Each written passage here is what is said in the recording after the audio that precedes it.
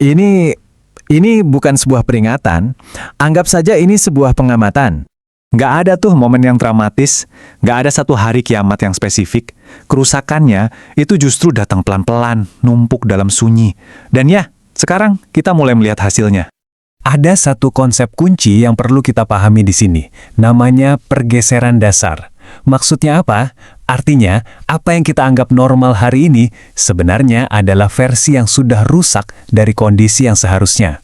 Kamu nggak akan pernah merasakan gimana rasanya hutan yang benar-benar utuh atau laut yang betul-betul penuh dengan kehidupan.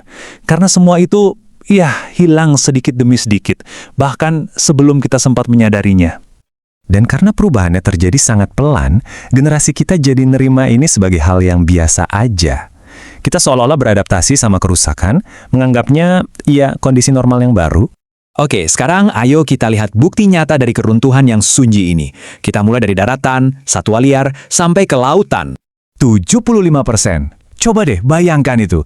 3/4 dari seluruh permukaan tanah di planet ini udah nggak lagi dalam kondisi alaminya. Hutan-hutan lebat yang katanya paru-paru dunia sekarang berubah jadi lahan kosong, kawasan industri, atau perkebunan yang sepi.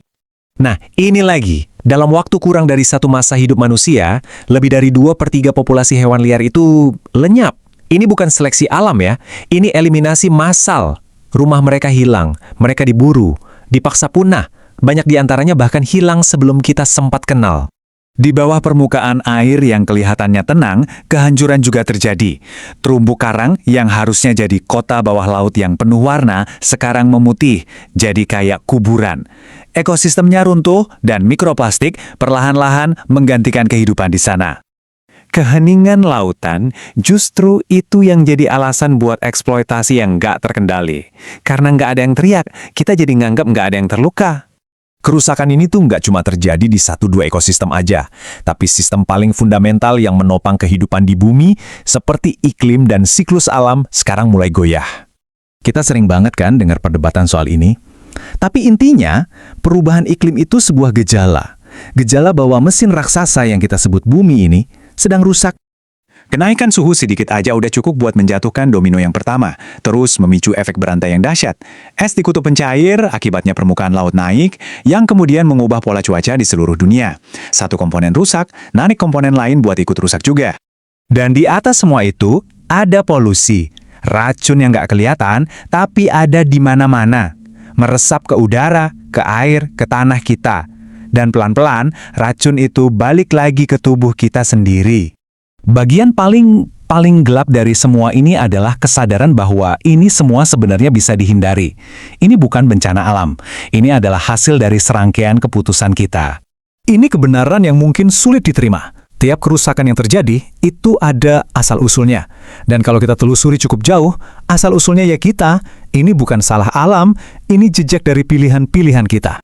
Inilah sejarah pilihan-pilihan kita. Pilihan untuk lebih mentingin untung jangka pendek daripada keseimbangan jangka panjang. Pilihan untuk konsumsi lebih dari yang kita butuhin. Dan pilihan untuk, pura-pura nggak lihat konsekuensi besar dari tindakan-tindakan kecil yang kita lakukan setiap hari. Jadi, kalau semua data tadi kita gabungkan, gambarannya jadi jelas banget seperti yang bisa kita lihat. Grafik ini nunjukin kondisi sistem bumi. Batang pertama itu sistem yang masih sehat, jumlahnya kecil banget kan? Batang tengah itu yang udah terganggu, dan yang paling bikin khawatir itu yang paling kanan. Sistem yang udah melewati batas aman, titik di mana kerusakannya bisa jadi permanen. Kesimpulannya, lebih dari separuh bumi udah nggak sehat lagi. Jadi, akhir dari semua ini bakal seperti apa? Jawabannya mungkin nggak seperti yang kita bayangkan di film-film. Nggak akan ada satu hari spesifik di mana dunia tiba-tiba berakhir. Nggak ada ledakan besar atau satu bencana tunggal yang langsung menghapus semuanya.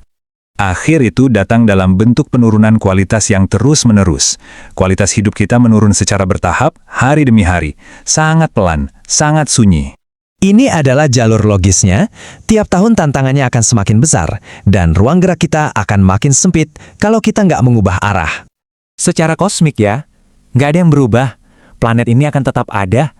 Kehidupan dalam bentuk lain mungkin akan terus berlanjut. Tapi di balik itu semua, bumi sedang kelelahan. Jadi, pertanyaannya bukan lagi apakah bumi bisa bertahan. Pertanyaan yang sebenarnya adalah, apakah kita, sebagai spesies manusia, bisa bertahan di planet yang sudah kita rusak ini? Sampai sini sudah paham? Jadi kalau teman-teman ada yang mau ditanyakan, silahkan komen dan bantu channel ini menjadi lebih besar dan maju.